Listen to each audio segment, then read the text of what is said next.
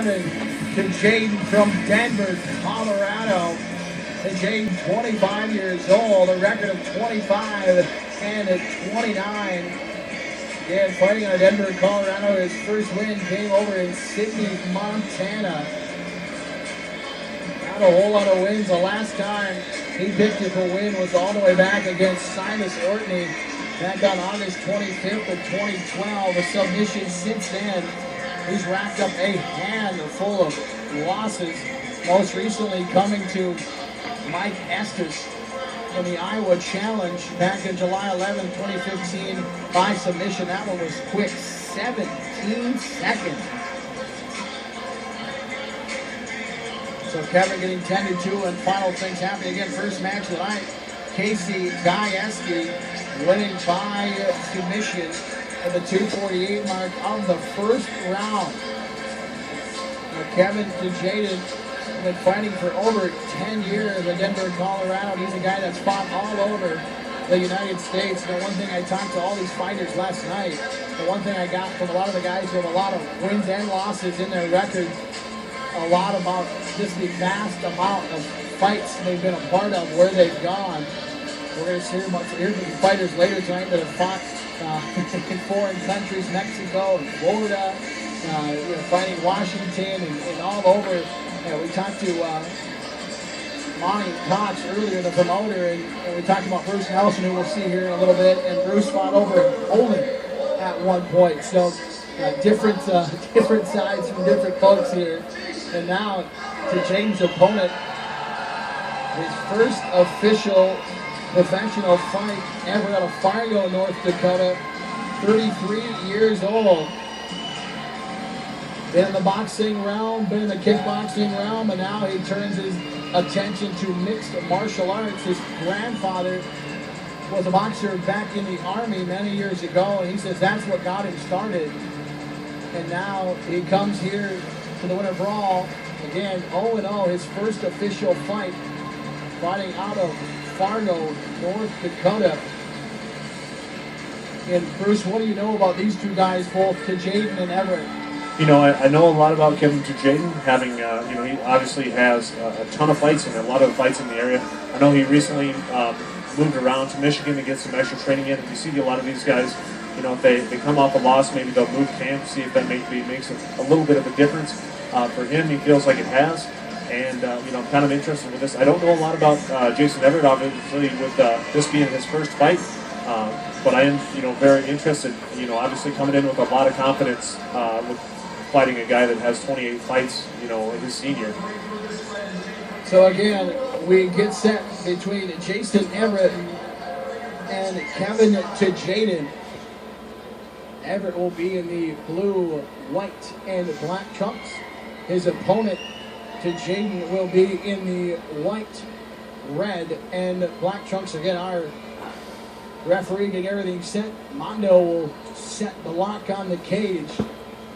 And we're getting set for 3 5-minute rounds, and we're underway here in the second fight of the night. A little bit of a height advantage for Jason Everett here. I see him get a long takedown there. I was actually surprised that Kevin didn't use his longer reach like you were saying. Possible that Kevin, with his experience in MMA, seeing a boxer come in. Yeah, for sure. Yeah. Thinking he could get the takedown right away, and he did. He's actually getting a decent guillotine down. I wouldn't normally suggest it from mount, but he's actually kind of got it fairly deep. Kevin, though, with experience, he should be able to work out of this. Definitely being in the top position like he is, should be able to get out of it. So tjaden on top in the white and red trunks. Everett on the bottom in the white, blue, and black. And it looked like Everett was in trouble right away. He's got the guillotine on tjaden. He doesn't look real intent to let it go. No, for sure. Especially, in this position, you're going to, end up getting in a very bad position. So he'll want to keep it. One option that he could do is actually work his feet up the cage. Nope, he gets out of it. And you got to think, Bruce, just that long of a time to be in that position, got to take a lot of energy out of tjaden. Yeah, definitely. Well, and it takes a lot out of the other gentleman too that's doing guillotine as well. Just keep it nice and tight like that. But He's in a rear naked choke now, or Kevin tjaden is, and might be able to get it here if he can get his hips deep. Everett on the bottom, tjaden on the top, trying to finish Everett off. Everett in his first match, and that's it. It's over, and Kevin tjaden gonna win this match. That's in great. 1 minute and 47 seconds. His first professional victory in years. He's got to be happy about that. Obviously, the training in Michigan's doing some good things. Yeah, and the medical staff tending right now to Jason Everett. He puts his hands up, let people know he's okay. Yep. Trainer thinks he's all right. Doctor says okay. And tjaden will help Everett up. So Everett's first fight as a professional will come at a loss at the hands of Kevin tjaden. A tap out on the rear naked chokehold at the 1 minute 47 second mark of period number 1. And we take another look at it here.